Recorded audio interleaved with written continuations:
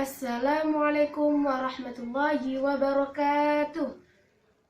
Alhamdulillahirabbil alamin wa bihi nasta'inu ala umuri dunya waddin wassalatu wassalamu ala asyrafil anbiya'i wal mursalin sayyidina wa maulana Muhammadin wa ala alihi wa sahbihi ajma'in. Amma ba'd.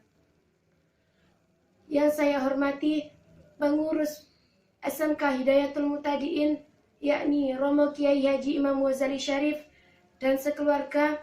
Yang kedua yakni kepala sekolah dan guru-guru SMK Hidayatul Muhtadin yang saya hormati.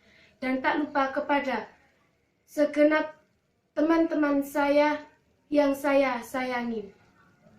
Pertama-tama marilah kita panjatkan puja dan puji syukur kita kehadirat Ilahi Rabbi, yang mana berkat rahmat, taufik, hidayah serta inayahnya lah kita dapat berkumpul dalam majelis yang insya Allah penuh mubarak ini. Yang kedua, salawat ma'assalam semoga tetap tercurahkan kepada junjungan kita Nabi besar, Nabi agung, Nabi akhiruz zaman, yakni Nabi Muhammad sallallahu alaihi wasallam. Di sini saya akan berhitobah sedikit sekali tentang birrul walidain. Apakah birrul walidain itu? Yakni terdiri dari dua kata. Yang pertama, birrun, yang artinya berbuat baik atau berbakti. Yang kedua, yakni walidain, yang berarti kedua orang tua atau bapak ibu. Jadi birrul walidain adalah berbuat baik atau berbakti kepada kedua orang tua. Seandainya kita berada di rumah, berarti kedua orang tua kita yaitu bapak dan ibu kita. Kalau kita berada di sekolah, berarti kedua orang tua kita adalah ibu dan bapak guru kita. Contohnya kita berbakti kepada kedua orang tua pada saat di rumah. Kita membersihkan rumah tanpa disuruh.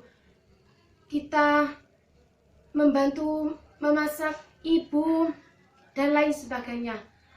Kalau kita contohnya di sekolah, kita disuruh mengerjakan PR, kita mengerjakan berbakti menuruti perintah guru dan lain sebagainya.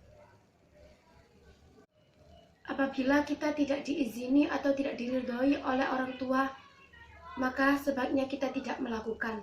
Contohnya, kita ingin pergi ke rumah teman untuk main. Apabila orang tua itu tidak mengizini, lebih baik kita tidak pergi. Karena telah disabdakan dalam hadis, ridhollahi fi ridhol walidain wa sukhtullahi fi sukhtil walidain. Yang artinya ridho Allah itu tergantung pada ridho Allah kedua orang tua, dan murka Allah itu tergantung pada kedua orang tua. Maksudnya, apabila kita tidak diizini oleh orang tua, maka Allah juga tidak meridhoi. Dan apabila kita dimurkai oleh orang tua, maka Allah juga murka terhadap kita. Marilah kita mendoakan bersama untuk kedua orang tua kita. Allahumma ghfir li dzunubi wali walidayya warhamhuma. Allahumma ghfir li